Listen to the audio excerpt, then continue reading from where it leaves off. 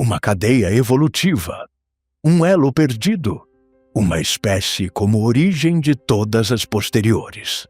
A ordem dos primatas, à qual pertence o ser humano, possui uma rede de ancestrais que não é precisamente linear nem cronológica.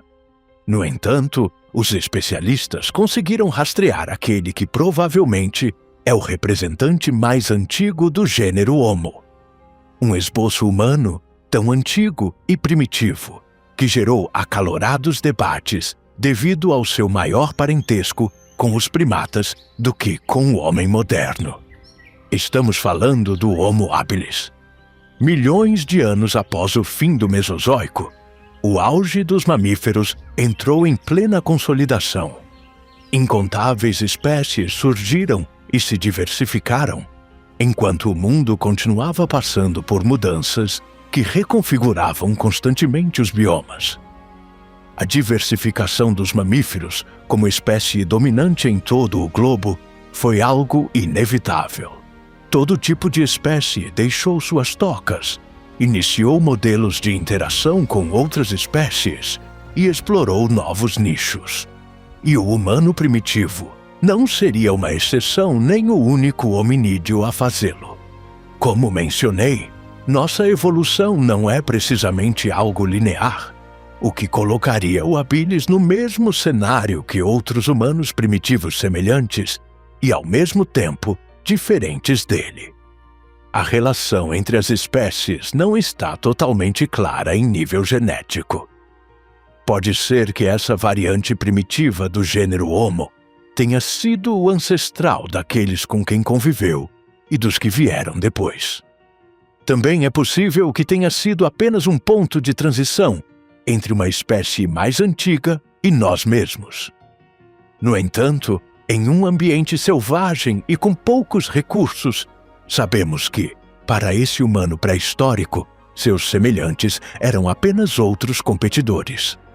E é que ao habilis coube sobreviver em um dos períodos mais difíceis possíveis, o Pleistoceno, popularmente conhecido como Era do Gelo. Revisaremos em quais condições o humano primitivo teve que sobreviver. Quais foram suas maiores virtudes como espécie de transição e suas desvantagens na competição por recursos. Além disso, compararemos seus marcos com os de seus parentes contemporâneos antes de seu inevitável desaparecimento da face da Terra. África, a origem da mudança. Se algum lugar deve ser considerado o berço do gênero Homo, esse lugar deve ser a África. Não só podemos rastrear aqui o antecessor dos primatas e hominídeos, o Australopithecus, como também é o local onde se deram as condições que tornam possível uma mudança evolutiva sustentada. Um benefício percebido tanto pelos mamíferos quanto pelos descendentes desse primata primordial. O primeiro desses benefícios é um ambiente com alta flexibilidade ecológica, que facilitou a persistência prolongada de linhagens de primatas. Na África não ocorreu uma ruptura total dos habitats florestais, como aconteceu em outras regiões do planeta. Em vez de desaparecimentos bruscos, mantiveram-se zonas de transição entre cobertura arbórea, espaços abertos e ambientes mistos. Isso permitiu que os animais não ficassem isolados em um único bioma, mas expostos de forma contínua a mudanças graduais. Em teoria, essa exposição constante é fundamental do ponto de vista evolutivo, porque evitou extinções repentinas e favoreceu modificações acumulativas na anatomia e no comportamento. Espécies que não desfrutaram desses benefícios acabaram por se extinguir com o tempo, como os mamutes e mastodontes do Pleistoceno. O segundo privilégio está diretamente relacionado com a dinâmica do Rift da África Oriental. Essa estrutura tectônica ativa não apenas modificou o relevo, mas reorganizou constantemente a superfície do continente. A formação de vales, a elevação de blocos da crosta, as mudanças nos drenagens fluviais e o surgimento de bacias fechadas geraram uma paisagem em transformação permanente. Esse tipo de sistema cria o que pode ser descrito como um ambiente de pressão seletiva sustentada, onde as populações se fragmentam, voltam a entrar em contato e se isolam novamente. Esse ciclo repetido acelera a diferenciação biológica sem necessidade de eventos extremos. E o terceiro fator considerado relevante é a posição biogeográfica da África como núcleo inicial da expansão dos mamíferos terrestres. Dito de forma simples, neste continente coexistiram desde fases muito precoces grandes herbívoros e predadores, o que deu origem a uma rede ecológica intensa e estável no seu nível de complexidade. Os primeiros hominídeos evoluíram dentro de um sistema onde a competição por recursos e a pressão de predação eram constantes. Isso implica que sua sobrevivência dependia da adaptação contínua ao ambiente e da resposta a interações diretas com outras espécies, características e instintos que comentaremos mais adiante. Neste momento, algo a destacar sobre a África durante o Pleistoceno é que as mudanças na amplitude dos biomas geravam uma sustentabilidade pobre de recursos naturais. Havia períodos em que as florestas se expandiam e fases mais secas em que essas mesmas florestas se fragmentavam até se converterem em mosaicos de vegetação aberta. Essa dinâmica permitiu a expansão de ambientes do tipo savana, sem a necessidade de substituir completamente os ecossistemas anteriores. Contudo, o detalhe está em que foi assim que as espécies foram forçadas a ampliar seus nichos. Nos ambientes florestais, os recursos tendiam a estar concentrados e eram relativamente previsíveis, mas nos espaços abertos, a distribuição tornou-se mais dispersa e dependente do acaso. A situação tornou-se ainda mais significativa devido à variedade de paisagens do continente. Nem todas as zonas da África experimentaram as mesmas condições ao mesmo tempo. Algumas regiões conservavam florestas densas que atuavam como refúgios, enquanto outras se transformavam em savanas abertas, ou alternavam entre ambos os estados. Esse tipo de variabilidade sustentada obrigou os animais a percorrer maiores distâncias para se alimentar, aumentando a importância da mobilidade, da memória espacial e da capacidade de adaptação a mudanças rápidas no ambiente imediato. Nesse contexto, os primatas foram forçados a explorar o solo ativamente, o que os levou a desenvolver adaptações essenciais para sua sobrevivência. E não falamos apenas do bipedalismo, mas também de capacidades motoras, dentição e comportamentos especializados para sobreviver nesse novo nicho. Para que se tenha uma melhor ideia da magnitude da mudança de um bioma para outro, temos o caso do Iracotherium, ancestral dos cavalos modernos. Esse animal tinha o tamanho de um cão e estava adaptado a deslocamentos curtos entre a vegetação dos ambientes florestais. No entanto, quando as florestas começaram a se transformar em espaços abertos, seus descendentes tiveram que percorrer maiores distâncias, mover-se em terrenos menos protegidos e alimentar-se de vegetação mais dura. Essa transição gradual conduziu a mudanças na anatomia de suas patas e dentição, aproximando-se mais da imagem do cavalo selvagem contemporâneo.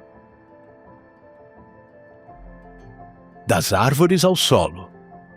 Suponho que você deve ter percebido que, quando falamos de adaptações e bipedismo, não fizemos alusão direta ao Homo habilis. Na verdade, a herança de caminhar sobre duas pernas de forma parcial ou moderadamente sustentada vem do Australopithecus afarensis. Esses parentes distantes do gênero humano viveram exclusivamente na África desde aproximadamente 4,2 até 1,8 milhões de anos atrás. A pelve desse hominídeo era mais curta e larga do que a dos símios, o que lhes permitia sustentar melhor o peso ao caminhar sobre duas pernas.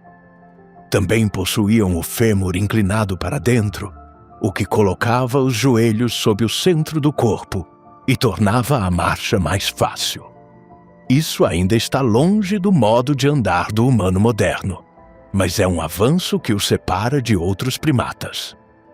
O referente mais próximo em termos de bipedismo ocasional no solo seriam os chimpanzés e bonobos. Eles podem caminhar eretos por curtas distâncias, mas sua postura é instável, com quadris e joelhos não adaptados para sustentar seu peso, de modo que seu deslocamento continua sendo quadrúpede. Cabe destacar que a parte superior do corpo dos australopitecos ainda conservava características de vida arbórea.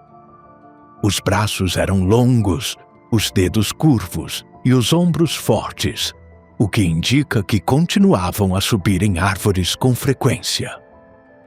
Isso sugere que não haviam abandonado o ambiente florestal, mas combinavam o solo e as árvores conforme a necessidade, provavelmente para se alimentar ou buscar refúgio.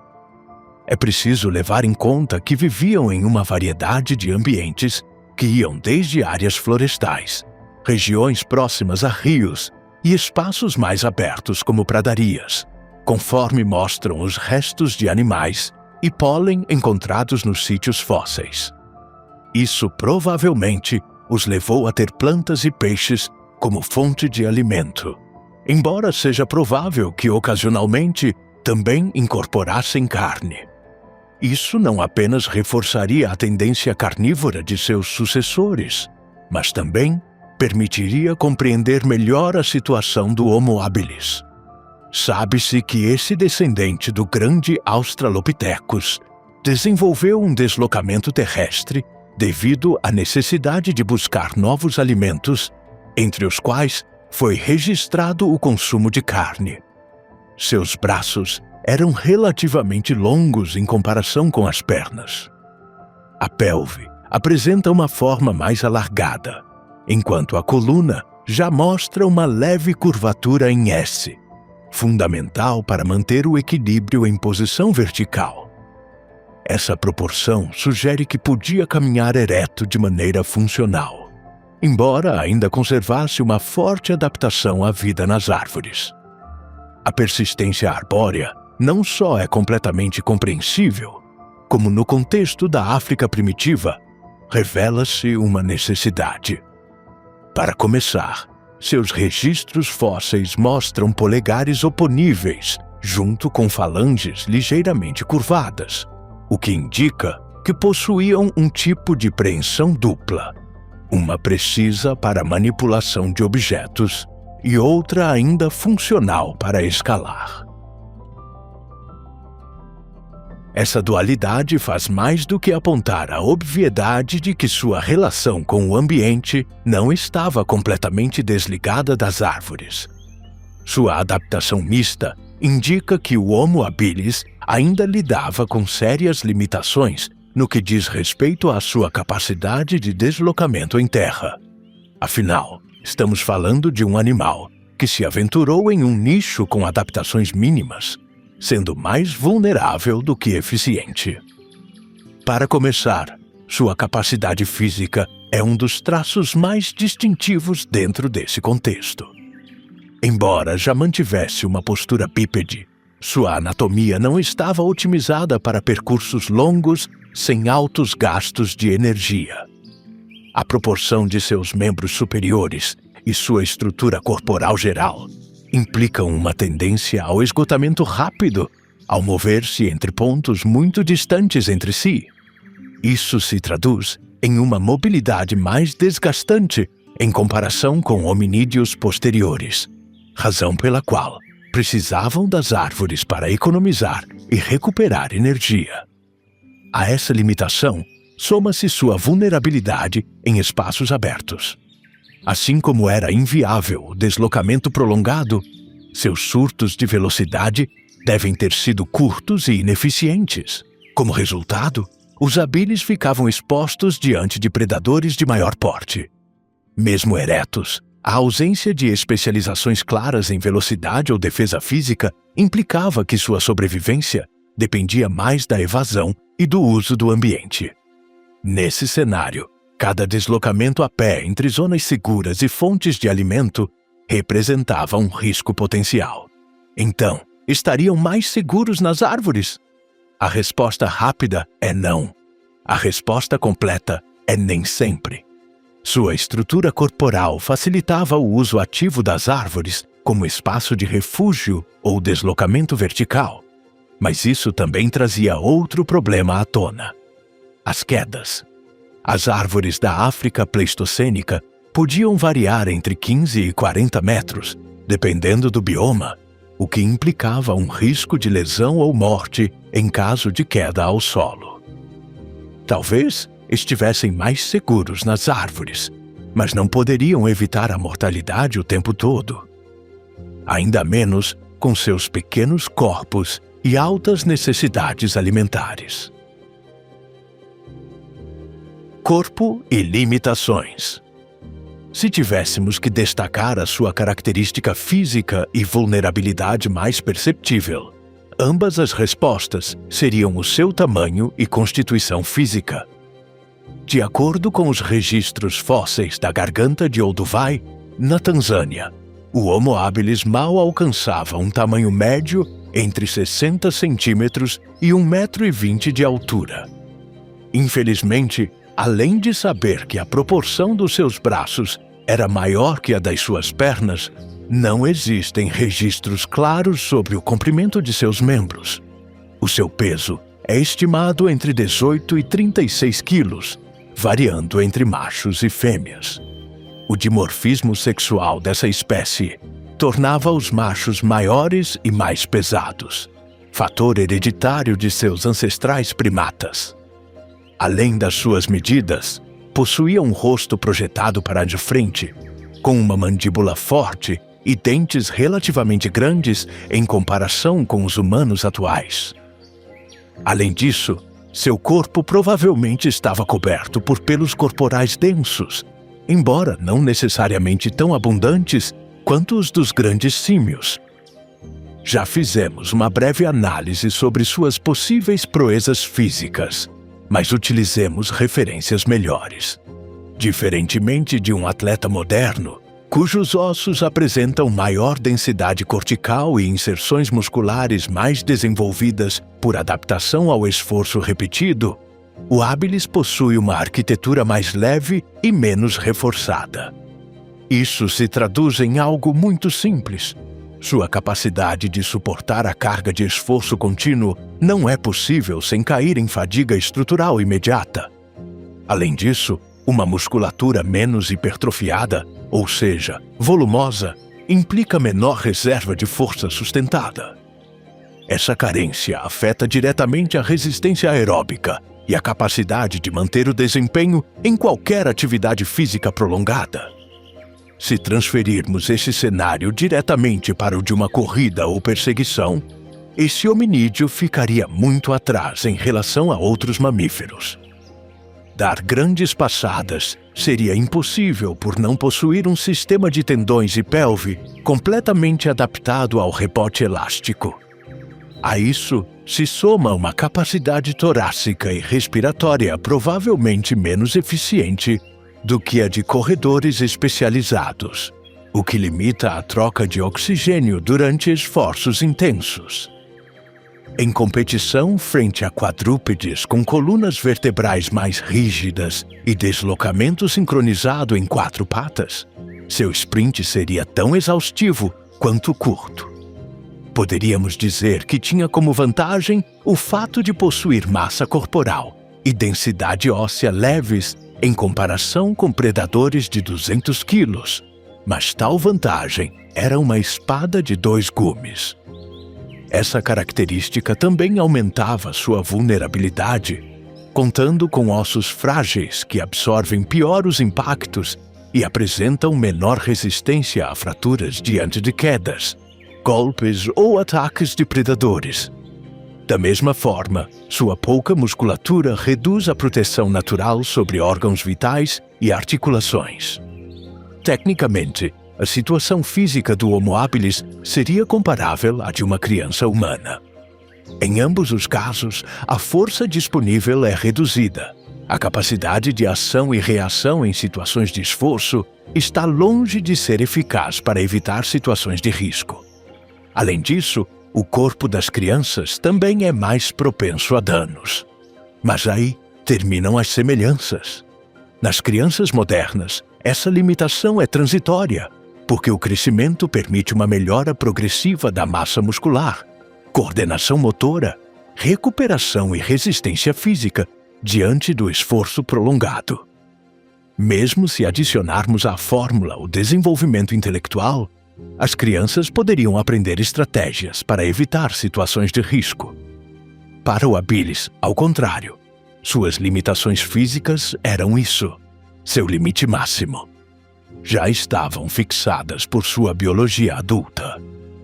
Essas características resultam em um organismo leve e frágil, cuja sobrevivência dependeria de aperfeiçoar ao máximo seus mecanismos de evasão, percepção e engenho. O cérebro que começava a mudar.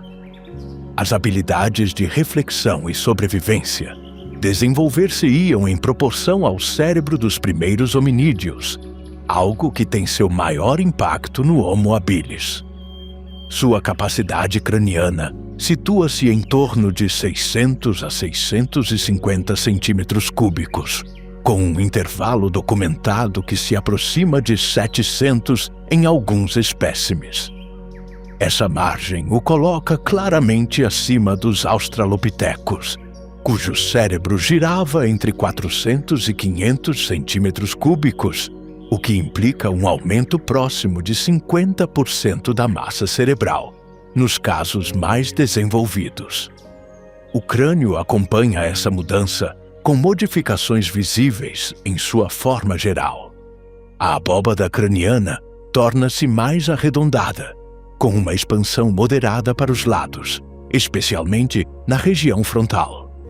Os ossos são mais finos em comparação com seus ancestrais primatas e desaparecem estruturas como as cristas sagitais marcadas, que anteriormente serviam como ancoragem para potentes músculos mandibulares.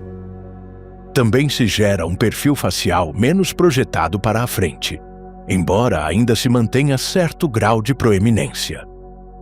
Além da forma externa, os moldes endocranianos permitem observar mudanças internas que apontam para uma reorganização funcional.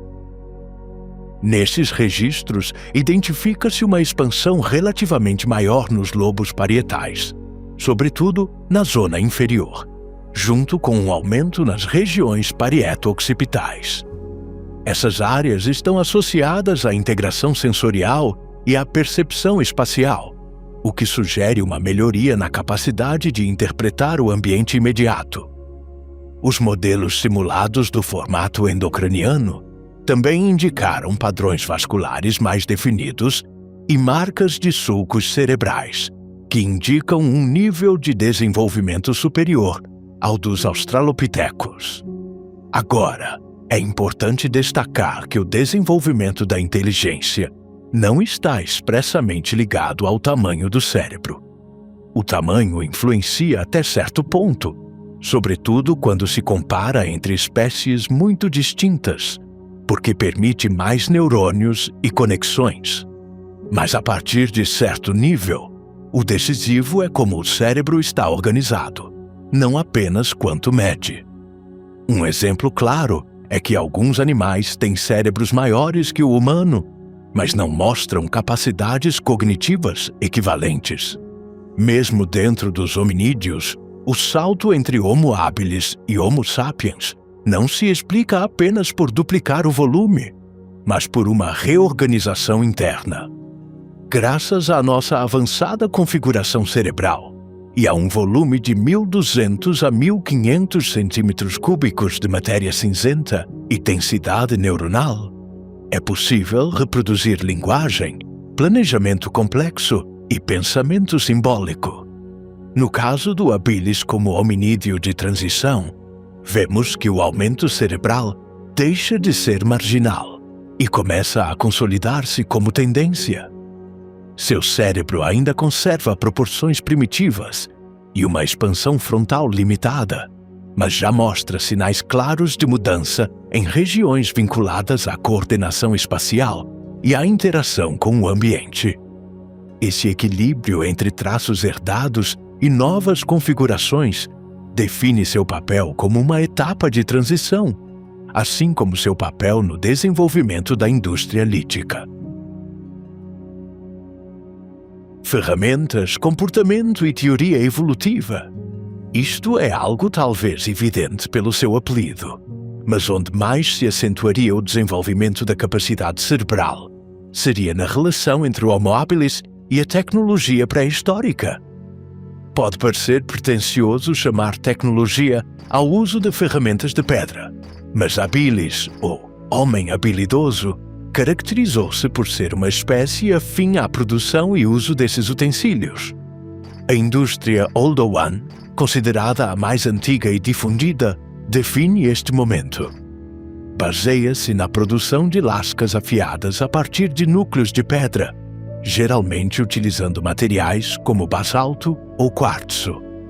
Em sítios como Gona, na Etiópia, foram recuperadas mais de 3.000 peças, com uma antiguidade próxima de 2,6 milhões de anos, nas quais se observa uma descamação intencional. Eram peças sem qualquer tipo de desenho particular, mas com um objetivo funcional claro. O processo de fabricação revela uma sequência concreta. Os hominídeos começavam com a percussão direta, golpeando um núcleo com outra pedra para desprender fragmentos cortantes. O resultado são bordas irregulares, mas suficientemente eficazes para cortar ou raspar. Cada ferramenta responde a uma necessidade imediata, sem um padrão repetido registrado. Ainda assim, a análise das cicatrizes de impacto em conjuntos de Olduvai mostra uma tendência clara para o uso da mão direita, com percentagens que chegam perto de 90%, um indicativo da lateralização precoce nas habilidades motoras. Os contextos arqueológicos reforçam esta associação direta entre ferramenta e uso. Em lugares como a garganta de Olduvai, estas peças aparecem junto a fósseis de Homo habilis e, em muitos casos, associadas a restos animais com marcas de corte e fraturas. Estas marcas indicam acesso à carne e à medula óssea, o que evidencia uma capacidade para processar recursos que não podiam obter apenas com mãos ou dentes. A presença de ferramentas junto a ossos sugere uma atividade repetida, não eventos isolados, consolidando a ideia de um uso sistemático. Do ponto de vista cognitivo, esta tecnologia implica exigências específicas. Não requer planeamento a longo prazo, mas sim uma sequência de ações coerentes, desde a seleção da matéria-prima até ao golpe preciso para obter um fio útil. De acordo com a proposta do paleoantropólogo Richard Potts, o uso destas ferramentas está ligado ao desenvolvimento consistente da memória espacial e ao reconhecimento de recursos. A sua teoria afirma que o uso de ferramentas e o desenvolvimento cerebral avançam de forma conjunta. À medida que estes hominídeos dependem mais de instrumentos para aceder ao alimento, as diferenças na coordenação, aprendizagem e eficiência começam a estimular a aprendizagem e o desenvolvimento do cérebro. A comparação com a indústria achelense posterior ajuda a delimitar este nível. Enquanto o Homo erectus desenvolverá formas mais padronizadas e simétricas, em Homo habilis predomina a imediatez e a funcionalidade direta. Essa diferença não reduz a sua importância. Aqui estabelece-se pela primeira vez uma relação sustentada entre comportamento técnico e sobrevivência, onde o uso de ferramentas deixa de ser ocasional e passa a fazer parte do repertório básico da espécie. Sobretudo, tendo em conta que precisavam compensar as limitações da sua própria biologia. Dieta e sobrevivência real. Como espécie inicial de hominídeos, suas diferenças eram demasiado grandes em relação a muitos mamíferos com os quais competiam por recursos. Grandes felinos eram capazes de caçar, comer e mover-se livremente em busca de mais alimento. Porém, no caso do habilis, até mesmo a tarefa de comer podia ser um desafio. Nossos ancestrais não possuíam virtudes como caçadores, por isso só puderam aproveitar seus números para competir com outros pelos restos de presas abatidas. Nas paisagens africanas onde vivia o Homo habilis, a carniça mais acessível não provinha de grandes presas recém-abatidas, mas de restos secundários que permaneciam após a atividade de predadores principais. Entre as fontes mais prováveis estavam os cadáveres parciais de ungulados médios, como antílopes primitivos, gazelas ou pequenos cavalos, que, após serem consumidos por felinos ou hienas, deixavam ossos com tecido residual e, sobretudo, medula óssea, um recurso-chave pelo seu alto valor calórico. Também teriam acesso a restos de animais jovens ou debilitados, mais fáceis de encontrar mortos por doença, seca ou predação incompleta. Em zonas próximas a rios ou lagos, não é descartável o aproveitamento de fauna aquática encalhada, como peixes grandes ou até pequenos répteis, embora isso fosse mais oportunista. Além disso, carcaças abandonadas temporariamente por predadores, por exemplo, após uma interrupção, podiam oferecer breves oportunidades para obter carne superficial. O cenário de competição para o Homo habilis teria sido o de um pequeno necrófago dentro de uma hierarquia dominada por carnívoros muito mais potentes, onde o acesso aos recursos dependia mais do oportunismo do que da confrontação direta. Entre os competidores mais diretos estariam os carnívoros médios e grandes do ambiente, como hienas primitivas, felinos de dentes de sabre iniciais e grandes canídeos necrófagos. Estes animais não apenas caçavam, mas também defendiam ativamente suas presas. Na presença deles, o habilis dificilmente poderia competir por uma carcaça completa. Sua vantagem estaria em usar seu pequeno tamanho para se esquivar e intervir após o consumo principal. Aqui, as ferramentas de pedra eram decisivas para raspar carne ou quebrar ossos já enfraquecidos. Também haveria competição com outros carnívoros oportunistas menores, como raposas primitivas ou grandes aves necrófagas, especialmente em restos dispersos. Nesses casos, a competição seria mais indireta, baseada na rapidez e na intimidação. E como se procurar alimentos sem se tornarem eles próprios o jantar de um grande predador não fosse risco suficiente, comer também era um desafio. O Homo habilis tinha uma forma de mandíbula mais arredondada, como uma ferradura, diferente da forma mais em V ou em U dos hominídeos mais antigos. Os seus dentes eram, em geral, mais pequenos, sobretudo os caninos, que já não sobressaíam nem se encaixavam entre si, como nos australopitecos. Os molares também eram mais estreitos, mas continuavam a ter um esmalte bastante espesso. No conjunto, isto indica que podia comer uma variedade de alimentos, mas isso está muito longe da dentição dos supercarnívoros. Enquanto o chamado primeiro humano tinha dentes relativamente pequenos e adaptados a uma dieta variada, um supercarnívoro apresenta uma dentição especializada, quase exclusivamente para capturar, matar e rasgar carne. Os seus caninos são grandes, longos e pontiagudos, concebidos para perfurar tecido e segurar presas. Em muitos casos, estão curvados para trás para evitar que a presa se liberte. Os premolares e molares não servem para triturar plantas, mas transformam-se em estruturas afiadas chamadas carniceiras, que funcionam como tesouras para cortar carne e tendões com grande eficiência. A diferença mais fundamental reside no facto de a mandíbula de um carnívoro estar otimizada para abrir e fechar com força em movimentos de corte e não para mastigar de forma prolongada, como fazia o nosso antepassado.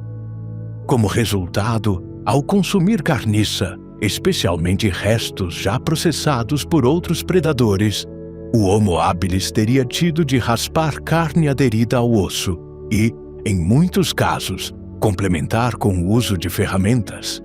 No entanto, o simples contato repetido dos dentes com fragmentos ósseos ou sedimentos aderidos à carne aumenta o desgaste.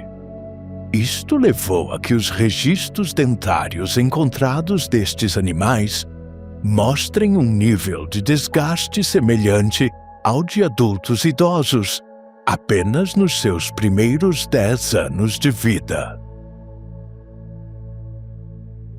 Embora a sua dieta fosse complementada com peixes, frutos e outra matéria vegetal, o consumo de carne era a principal fonte de calorias de que estes hominídeos necessitavam. E é plausível acreditar que, quando a carniça escasseava, a alternativa mais direta era o consumo dos seus pares. Embora fossem humanos primitivos, o canibalismo não é uma prática dantesca nem estranha ao reino animal.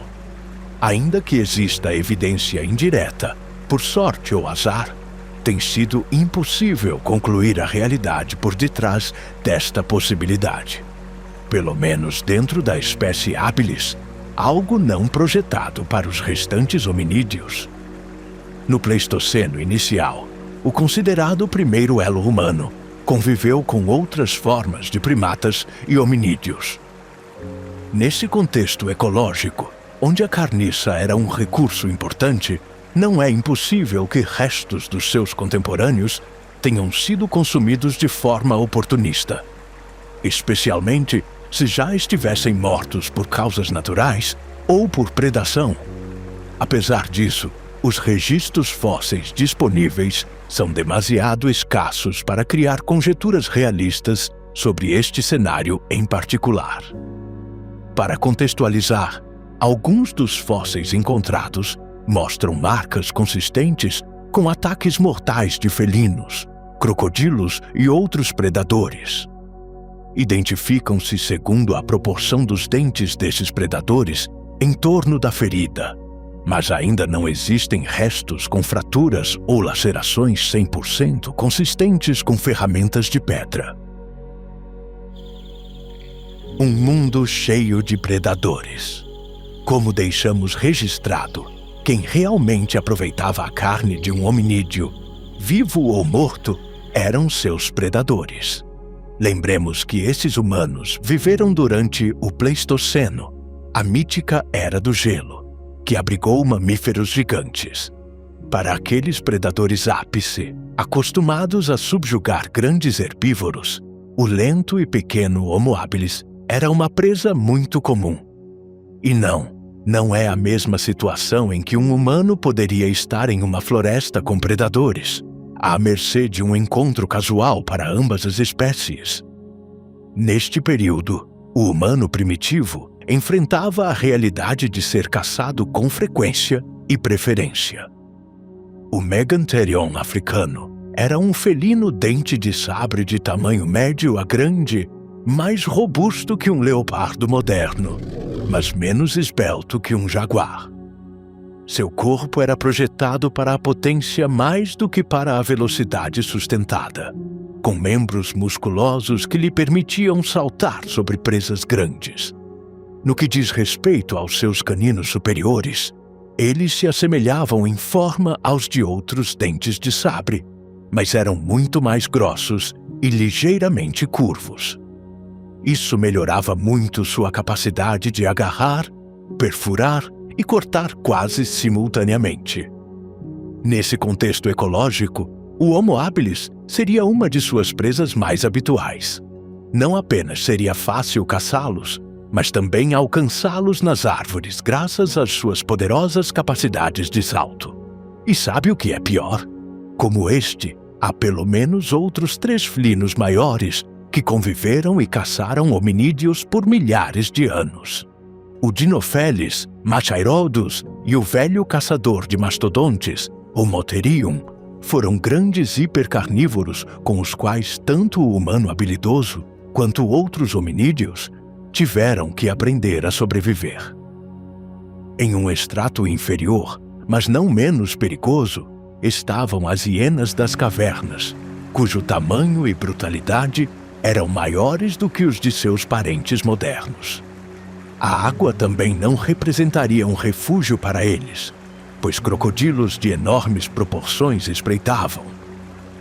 O crocodilo Anthropophagus, ou crocodilo devorador de humanos, é evidentemente um desses terrores. Provavelmente era semelhante ou até superior em dimensões ao crocodilo do Nilo moderno, com 5 a 7 metros de comprimento.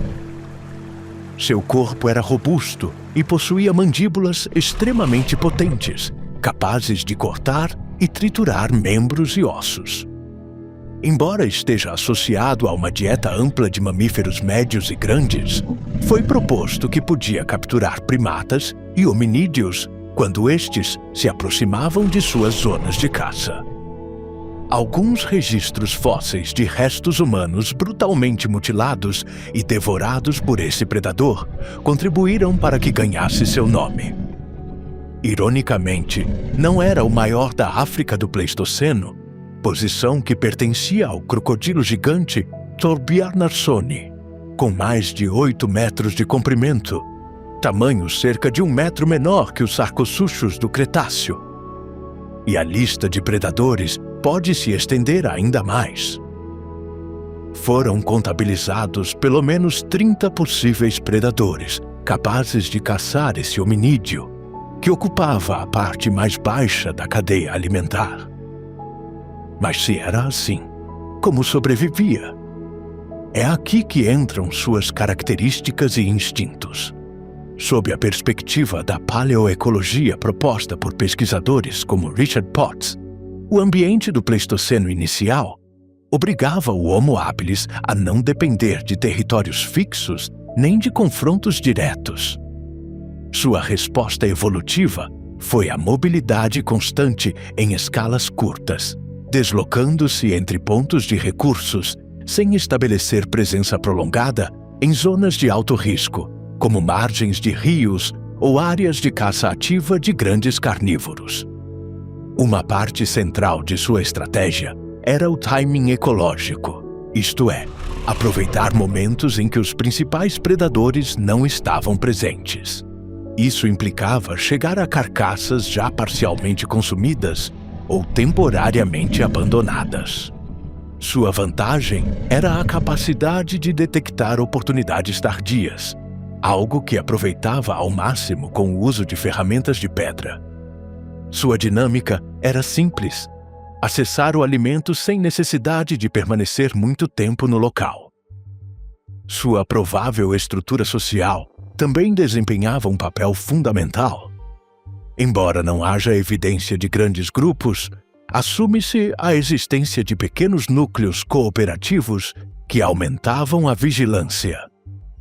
Mais olhos implicam maior probabilidade de detectar o movimento de grandes carnívoros antes de um ataque. Essa vigilância coletiva funcionava como um sistema de alarme primitivo, onde a prioridade não era a defesa ativa, mas a fuga preventiva imediata. Em termos comportamentais, a reação diante de ameaças seria altamente conservadora. Retirada rápida, dispersão e evitação de escaramuças com grandes animais. Mesmo diante de recursos valiosos, o custo do risco superava o benefício se um predador estivesse presente. Isso contrasta com carnívoros especializados que defendem ativamente suas presas. No entanto, o que mais chamou a atenção foi a possibilidade de um instinto inato diante da presença de sinais de perigo.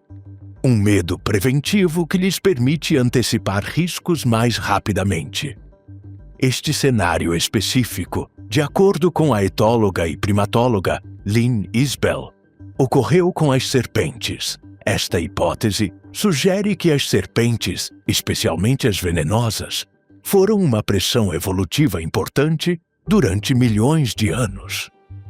Segundo essa ideia, os primatas que podiam detectar rapidamente a forma e o movimento de uma serpente tinham maior probabilidade de sobreviver, o que favoreceu o desenvolvimento de sistemas visuais mais eficientes e uma resposta rápida de alerta.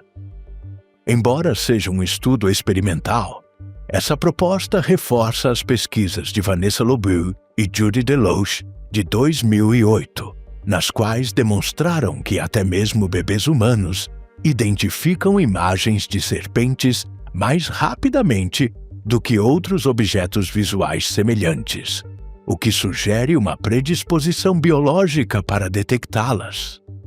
Além disso, trabalhos com primatas não humanos encontraram que regiões do cérebro, como a amígdala, respondem de forma especialmente rápida a estímulos com forma de serpente, mesmo sem aprendizagem prévia. É muito provável que Homo habilis não tenha sido a origem dessa adaptação, mas sim um herdeiro tardio de sucessivas interações com serpentes e outros predadores furtivos. No entanto, para a sua época, todas essas capacidades já estariam integradas no repertório perceptivo do chamado primeiro humano. Atenção visual rápida, detecção de padrões de ameaça e resposta de fuga. Vida curta e fragilidade constante. Com a morte assumindo todo tipo de formas durante o Pleistoceno, a mortalidade deste hominídeo era incrivelmente alta. A evidência fóssil não registrou até hoje restos de infantes desta espécie, demonstrando o nível de pressão e vulnerabilidade ao qual esses grupos eram constantemente submetidos. Suas limitações físicas em terra já eram problemáticas em indivíduos maduros e saudáveis. Por isso, se descarta a sobrevivência de membros fracos, doentes ou feridos. Como resultado, os especialistas estimaram uma expectativa de vida de apenas 12 anos. Nesse contexto e em comparação, grandes felinos dentes de sabre como Megantherion ou Dinopheles provavelmente alcançariam uma expectativa de vida em torno de 15 a 20 anos. Alguns indivíduos poderiam até superar ligeiramente esse intervalo se evitassem lesões graves. Os grandes crocodilos, como Crocodylus anthropophagus ou Thorbjarnarsoni, mostram uma diferença ainda mais marcante. Esses animais, assim como seus equivalentes modernos, eram extremamente longevos, com estimativas plausíveis de 30 a 40 anos. Isso significa que, no pior cenário para Homo habilis, um mesmo grupo de predadores poderia caçar várias de suas gerações. E a diferença torna-se muito maior se levarmos em conta o humano moderno. Em condições atuais, podemos ter uma expectativa de vida média de aproximadamente 70 a 80 anos, com variações dependendo do contexto. Isso significa que, frente aos 12 anos hipotéticos de habilis, Homo sapiens viveria 5 a 6 vezes mais tempo. Além disso, a diferença mais importante não é apenas a duração total, mas a redistribuição do tempo biológico. No humano habilidoso, o ciclo vital estaria comprimido, com uma transição rápida para a vida adulta e um período funcional relativamente curto. Em Homo sapiens, por outro lado, grande parte da vida ocorre em fases posteriores ao crescimento, o que permite a acumulação de experiência, aprendizado prolongado e estabilidade social. Como mencionamos brevemente, os perigos do Pleistoceno vinham em todas as formas e tamanhos. Por essa razão, a alta mortalidade do nosso antepassado pode ser entendida como o resultado de 3 grandes fatores, convergindo de forma cruel e simultânea sobre sua sobrevivência. O primeiro está relacionado ao clima e à disponibilidade de recursos. As mudanças entre períodos mais úmidos e mais secos não eram estáveis nem previsíveis, o que gerava flutuações constantes na disponibilidade de água na paisagem. Isto provavelmente era uma das razões que motivavam seu comportamento gregário, em busca de melhores condições e recursos. No entanto, isso também aumentava a exposição a perigos no caminho, a debilidade causada pelas intempéries e a incerteza espacial do território, elevando a fragilidade geral de sua população. O segundo fator relaciona-se com doenças, lesões e infecções. Com uma constituição tão frágil, qualquer ferida ou infecção poderia evoluir rapidamente para um estado incapacitante. As atividades de obtenção de alimento, o uso de ferramentas de pedra e o deslocamento arbóreo acidentado aumentavam a probabilidade de cortes, fraturas ou traumatismos. A isso, soma-se o fato de que as infecções bacterianas ou parasitárias não podiam ser controladas, o que transformava esses padecimentos aparentemente menores em eventos potencialmente mortais.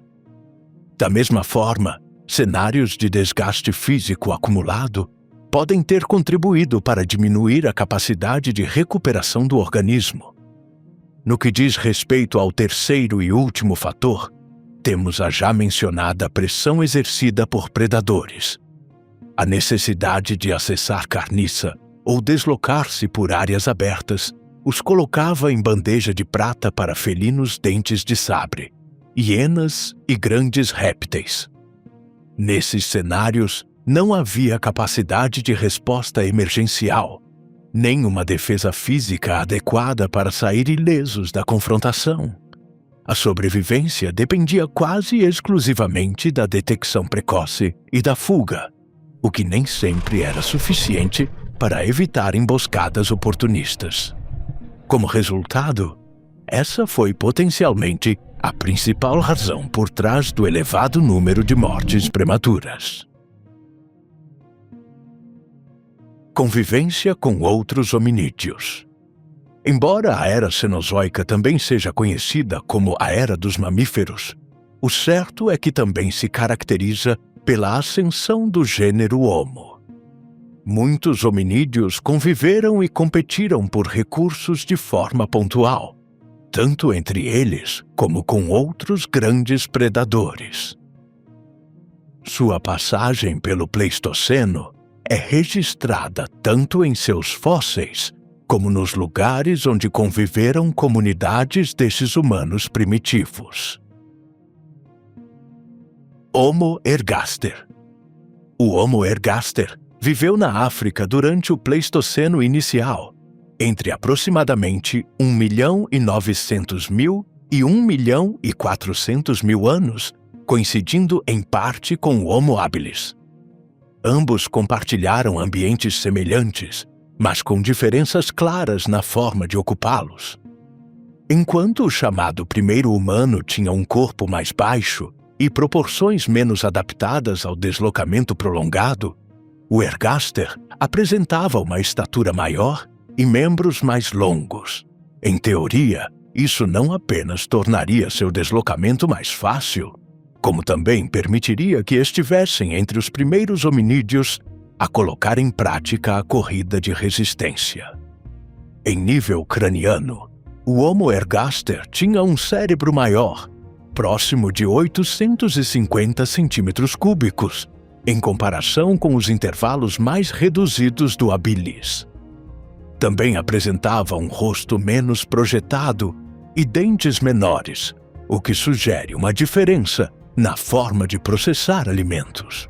Quanto ao comportamento, ambos utilizavam ferramentas, mas o ergaster aparece vinculado não apenas a formas simples, mas também a instrumentos mais elaborados. Referimos-nos à indústria aqueulense, utensílios de pedra com formas mais simétricas e que se assemelham mais a machados e lâminas do tipo faca. Sua dieta incluía carne com maior regularidade, possivelmente por meio de estratégias mais ativas. Supõe-se que esse antepassado mais alto, forte e inteligente venha do mesmo ramo evolutivo do Homo habilis.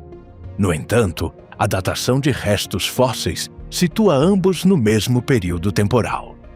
É provável que tenha sido um parente que se diversificou de forma precoce. É um pouco difícil imaginar um cenário de interação nessas condições.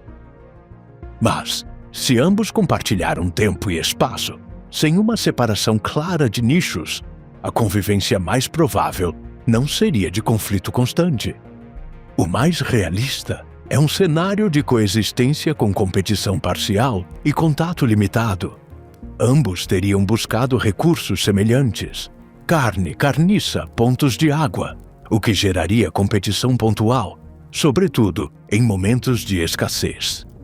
Nesses encontros, o Homo ergaster teria vantagem por seu maior tamanho, mobilidade e capacidade de deslocamento.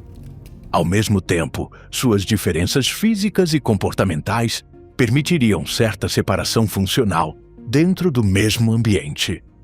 Em teoria, o habilis poderia manter-se mais próximo de zonas com cobertura ou aproveitar recursos de forma mais oportunista, enquanto o ergaster se moveria com maior amplitude em espaços abertos.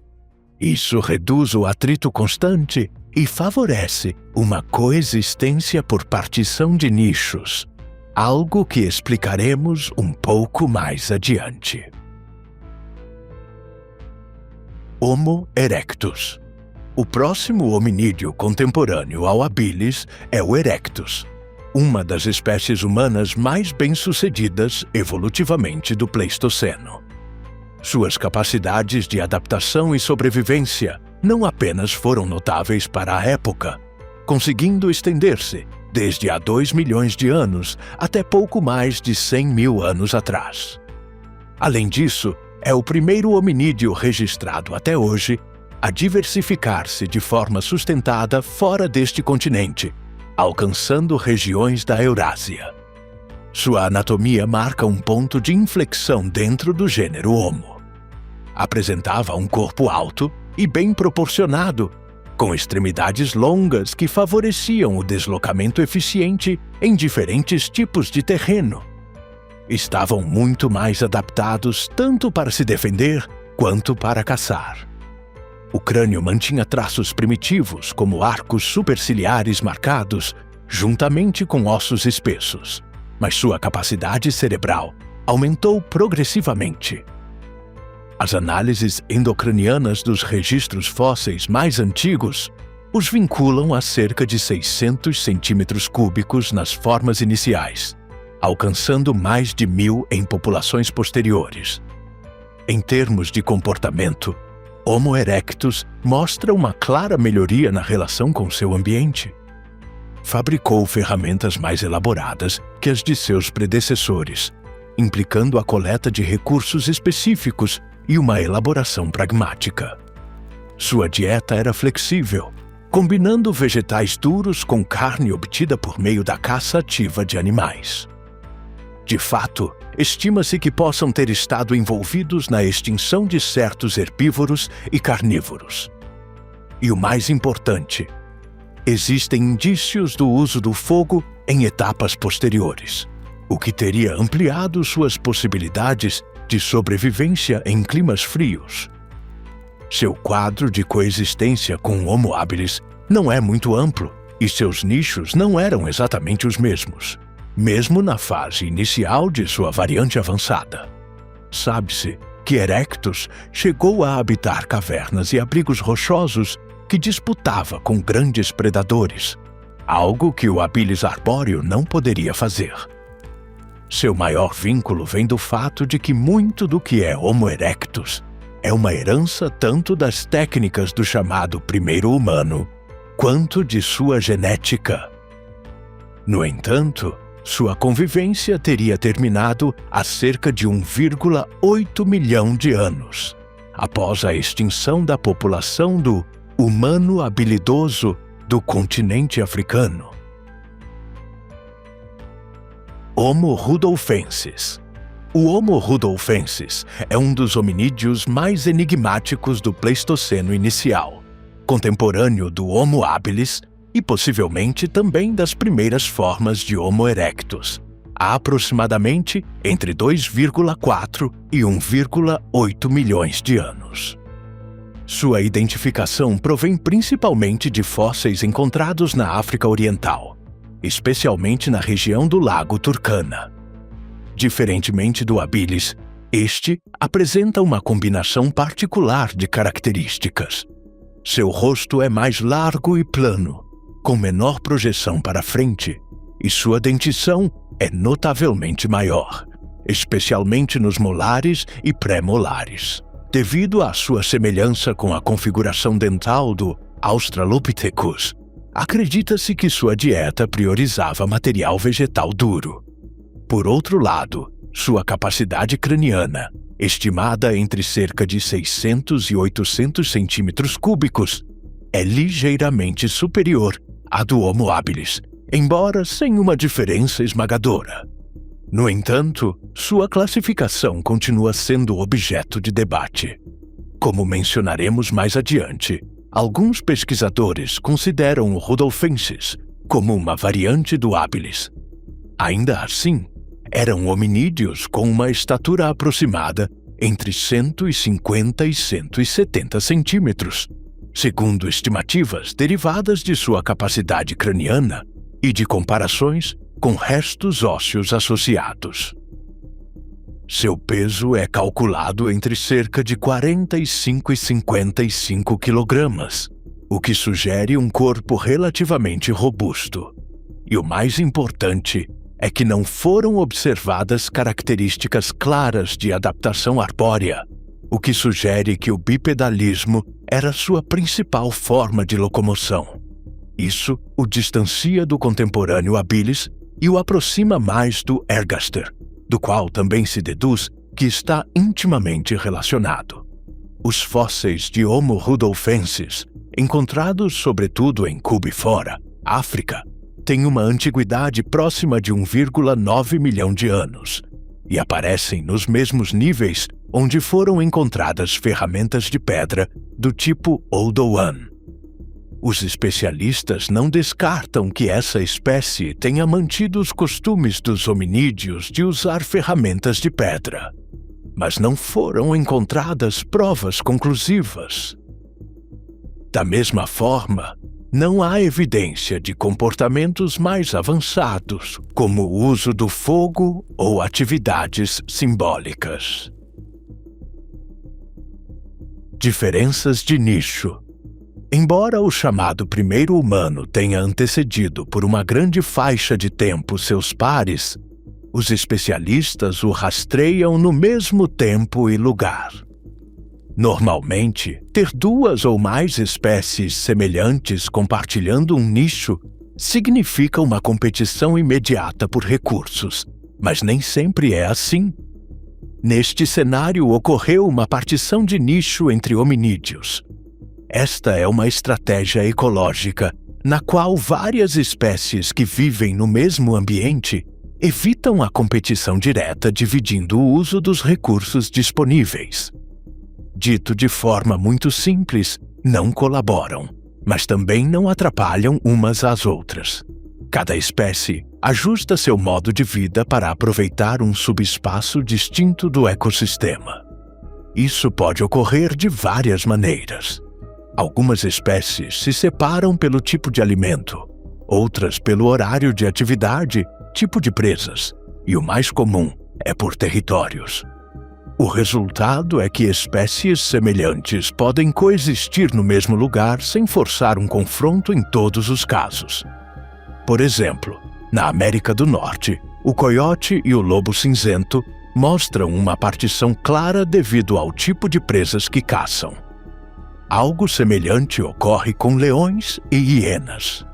O risco de predação entre espécies não é eliminado, mas é reduzido ao mínimo.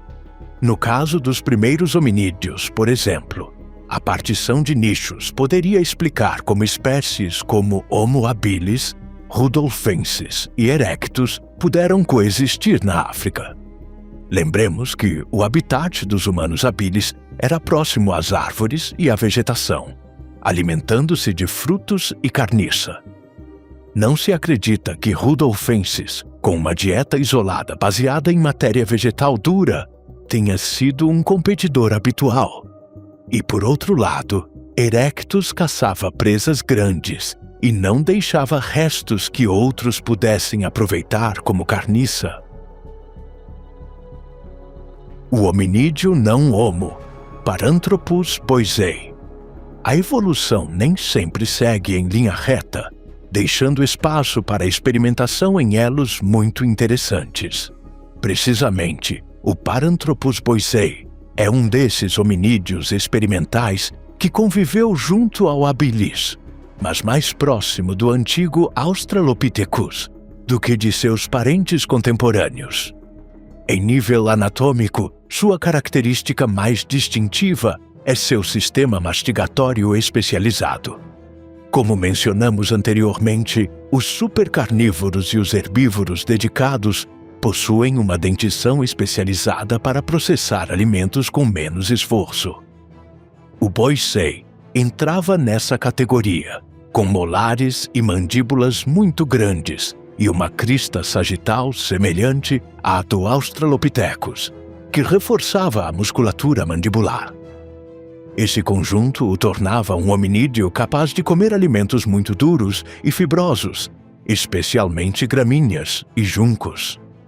No que diz respeito ao seu cérebro, ele era ainda mais reduzido em comparação com os Homo, com cerca de 510 centímetros cúbicos. Isso é incrível se levarmos em conta que o habilis era menor, mas tinha um cérebro mais desenvolvido para aquela época. Apesar disso, seu andar era bípede, o que o colocava no mesmo quadro que seus contemporâneos do gênero Homo. Enquanto outros tendiam a diversificar sua dieta e a incorporar ferramentas de forma crescente, Boisei manteve um enfoque evolutivo, centrado em sua especialização dentária como única ferramenta. No entanto, essa distinção provavelmente lhe cobrou um preço quando as mudanças climáticas reduziram seu habitat e a competição com outros homos se tornou inevitável. Desaparecimento do Homo habilis. Parece um pouco contraditório mencionar uma competição ou deslocamento quando previamente mencionamos a partição de nichos. O detalhe está em que isso só ocorre quando as cadeias tróficas ou os ecossistemas estão equilibrados. Ao sofrer mudanças, as espécies podem perder acesso aos seus recursos naturais e decidir buscá-los em outros lugares. É aí que começam as interações decisivas entre espécies, que em muitos casos levaram a processos de extinção em pequena escala. Cabe destacar que, embora os hominídeos mais avançados tenham sido responsáveis por muitas dessas situações, os milhões de anos de preparação para a transição do Pleistoceno inicial ao Médio foram os maiores responsáveis neste caso. Essa passagem para o período de transição pode ser entendida como uma mudança profunda no ritmo do planeta, comparável às grandes mudanças nos ciclos hidrológicos do Cretáceo. O clima tornou-se mais frio e seco, deixando de lado a alternância com os períodos quentes. Sem a sustentabilidade do calor, os ecossistemas começaram lentamente a aproximar-se de um estado de glaciação. Na África, isso não se traduz em um único tipo de mudança, mas em uma instabilidade constante da paisagem. Se antes mencionamos que as mudanças nos ecossistemas eram lentas e criavam biomas pequenos e estáveis, esta etapa veio romper com esse esquema. Os registros dos lagos do Rift mostram que as fases úmidas e secas deixaram de ser moderadas e começaram a flutuar com maior intensidade. Os ambientes não se mantiveram estáveis por muito tempo, e o resultado foi uma paisagem em mosaico, que não só se deteriorou com o tempo, como também se tornou cada vez mais fria. Esse tipo de ambiente não elimina espécies de forma direta, mas afeta a maneira como podem sobreviver. Por exemplo, para as hienas e os leões, as cavernas tornam-se lugares cada vez mais necessários para se proteger do frio. Os próprios humanos também competiriam e deslocariam esses animais desses lugares. No entanto, esse não é o habitat do Homo habilis, que também não era capaz de se defender ou competir nesses níveis elevados. E é aqui que se pode conectar tudo isso com o seu desaparecimento. Falamos de uma espécie cujo raio de ação era relativamente limitado e que dependia de áreas específicas. O período anterior à transição apenas complicou ainda mais as coisas para essa espécie, cuja adaptação era extremamente limitada em comparação com seus pares. A obtenção de recursos, como a abundante carniça, deve ter sido mais difícil em ambientes tão mutáveis, o que alterava a disposição de outras espécies. As próprias redes fluviais foram progressivamente alteradas por essas mudanças, o que também significou a redução dos nichos exploráveis. Neste contexto, surgem corredores ecológicos temporários, como os do Levante, que ligam África à Eurásia. As condições tornaram-se tão precárias que se teoriza que foram a razão da migração do Homo erectus para fora de África. A presença de restos fósseis na Eurásia está associada a estes episódios de abertura da paisagem, nos quais a aridificação africana coincide com rotas transitáveis para o exterior. A sobrevivência destes hominídeos não se relaciona apenas com a procura ativa de melhores condições, mas também com as suas próprias capacidades físicas, as suas ferramentas e a possibilidade de criar fogo para se aquecerem. O humano habilidoso fica fora deste padrão de expansão. A sua presença permaneceu ligada a espaços locais dentro de África, sem evidência de deslocações a longa distância comparáveis. Os especialistas ainda discutem as causas concretas que podem ter contribuído, em maior ou menor medida, para a extinção do primeiro homem primitivo. O problema central é que não existe um conjunto grande e bem definido de indivíduos tardios de Homo habilis. Foram reunidos poucos fósseis fragmentários que poderiam pertencer a ele ou a populações próximas, o que faz com que o fim da espécie seja um intervalo difuso, em vez de um ponto claro de extinção. Dito de forma simples, não existe uma última população identificável com certeza. Mesmo em termos menos perecíveis, como a indústria Old One, não existem grandes redutos tardios destas ferramentas. Após a transição para o Pleistoceno Médio, este tipo de indústria começou a perder protagonismo perante tecnologias mais elaboradas, como a queulense. Finalmente, se recuarmos aos registros geológicos, pode dizer-se que o efeito não foi imediato nem violento. Não há um momento claro em que o Homo habilis desaparece, mas sim um processo de contração progressiva do seu espaço ecológico e dos seus números.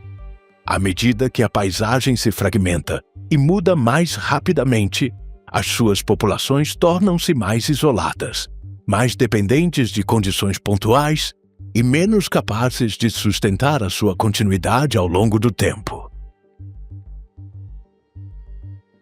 E, tendo em conta que os registros fósseis não mostram alterações nas suas taxas de mortalidade, presume-se que nunca deixaram de estar em perigo. Isto ocorria enquanto outras linhagens sobreviventes de Homo ocupavam cada vez mais espaços funcionais, com formas de interagir com o ambiente que se ajustavam melhor às novas dinâmicas do sistema. Realmente foi o primeiro humano? Se voltarmos ao descobrimento do chamado primeiro humano, podemos situá-lo em 4 de novembro de 1970, quando Jonathan Leakey localizou o primeiro espécime no desfiladeiro de Olduvai, na Tanzânia, dentro das camadas do Bed 1. Segundo os estudos geológicos, isso representaria uma camada terrestre com cerca de 1,8 milhões de anos. Tratava-se de um crânio juvenil parcial acompanhado de elementos pós-cranianos associados, que desde a primeira análise mostraram uma combinação pouco habitual de características. Um cérebro pequeno em comparação com formas posteriores do gênero Homo, mas com características que não se encaixavam plenamente nos australopitecos conhecidos até aquele momento. Consequentemente, essa mistura inicial de características foi suficiente para abrir uma discussão imediata sobre sua classificação. O debate estendeu-se por cerca de 4 anos, entre alegações de um maior parentesco com australopitecos do que com outros hominídeos. No entanto, em 1974, Louis Leakey, Philip Tobias e John Napier formalizaram a espécie sob o nome de Homo habilis, termo que faz referência à sua associação com ferramentas de pedra do Oldowan. A designação baseia-se em mais fósseis encontrados no mesmo sítio e apresenta-se como um ponto-chave na interpretação do Homo inicial. A partir desse momento, a espécie passa a ser situada como um dos candidatos mais antigos dentro do gênero em relação direta com o uso de ferramentas, em um intervalo temporal fixado entre 2,3 e 1,75 milhões de anos. O detalhe é que na paleontologia tudo é debatível. A definição de habilis como membro do gênero Homo permaneceu em debate desde sua nomeação. A discussão centra-se nos critérios utilizados para incluir uma espécie dentro do gênero, como o volume endocraniano, o grau de redução da proeminência facial e o bipedismo. Foram propostas interpretações alternativas, incluindo sua reclassificação como Australopithecus habilis. No entanto, os especialistas conseguiram chegar a um consenso temporário, indicando que o Homo habilis deve ser entendido como uma forma transicional, ou seja, uma espécie com um mosaico de características onde traços evolutivos e aspectos primitivos indicam a forma como ocorreram certas mudanças. Embora o Homo habilis já tivesse reconhecimento como parte da ordem Homo, a descoberta da espécie rudolfensis voltaria a reabrir o debate pouco mais de uma década depois. A sua maior capacidade craniana, próxima de 750 centímetros cúbicos, juntamente com diferenças faciais, gerou discussões sobre se representa uma espécie irmã separada ou uma variante posterior dentro de um mesmo conjunto. Em termos filogenéticos, Homo habilis situa-se como descendente provável do Australopithecus e como possível antecedente de Erectus. Fora do debate na atualidade, a sua valorização reflete-se para além da sua datação. Encontra-se no seu padrão evolutivo em mosaico. Certamente dificulta uma classificação linear, mas reforça a ideia de uma fase inicial complexa dentro do gênero Homo, uma próxima dos antigos primatas. O caso do Ororhyntugenensis. Um dado interessante é que, tecnicamente, Homo habilis não seria o hominídeo mais antigo encontrado, mas sim o mais primitivo em relação à nossa linha evolutiva. Para esclarecer esse ponto, precisamos apresentar Ororhyntugenensis, cujo nome na língua Tugen significa homem original. Uma declaração bastante forte no contexto evolutivo, considerando que seus restos datam de um intervalo temporal entre 6 e 5,7 milhões de anos. Sua descoberta ocorreu na Formação Luqueino, na África, no mesmo local que todos os hominídeos anteriormente mencionados, porém muito antes de seus aparecimentos. O grande detalhe é que sua posição taxonômica não se ajusta completamente ao nosso ramo evolutivo. Algumas interpretações o situam como um hominídeo basal, potencialmente próximo à origem de linhagens posteriores, como Australopithecus, ou até mesmo como parte direta da linhagem humana separada dos chimpanzés. Outras propostas o consideram um táxon irmão, ou até um ramo extinto de símios do Mioceno. Afinal, ele apresenta traços compartilhados com outros primatas contemporâneos. A dentição mostra uma mistura de características primitivas e derivadas. Os caninos são relativamente grandes e projetados, semelhantes aos de outros símios, embora o grau de dimorfismo sexual pareça reduzido em comparação com eles. Porém, o elemento mais relevante é o fêmur, cuja morfologia fornece indícios diretos de possível bipedismo. Isso sugere um padrão de deslocamento misto, no qual a postura ereta começa a ter um papel funcional, sem eliminar completamente o comportamento arborícola. Em termos filogenéticos, costuma ser colocado dentro da tribo Hominini, o grupo que inclui os humanos modernos e seus parentes extintos. Algo reforçado por estudos realizados em 2020. No entanto, dentro desse quadro, é frequentemente considerado um hominídeo paralelo ao Australopithecus e não uma base direta do gênero Homo.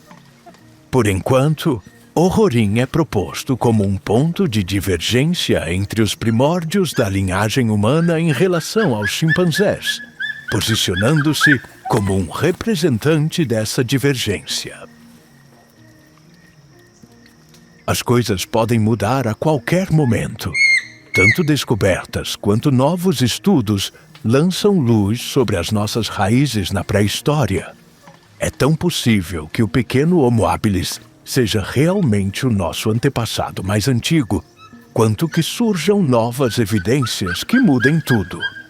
De fato, 2026 serve como exemplo desse panorama, com a descoberta de fósseis de hominídeos na Formação Thomas Quarry, no Marrocos. Os fósseis encontrados incluem mandíbulas, dentes e vértebras. Eles não apresentam características associadas a linhagens europeias como os neandertais, mas sim traços mais antigos, vinculados a populações africanas. O grande detalhe é que também compartilham certos elementos com humanos modernos. Esse mosaico anatômico sugere que não se trata de uma espécie claramente definida como Homo sapiens, mas de uma população em transição. Uma interpretação inicial é que esses indivíduos pertencem a um grupo de Homo erectus que evoluía de forma relativamente isolada. Ou seja, ainda não seriam humanos modernos, mas sim parte da linha que eventualmente daria origem a eles. Esses exemplares fizeram com que os especialistas deixassem a porta aberta para novas possibilidades, assim como o habilis, nosso atual primeiro humano de transição, fez em seu momento.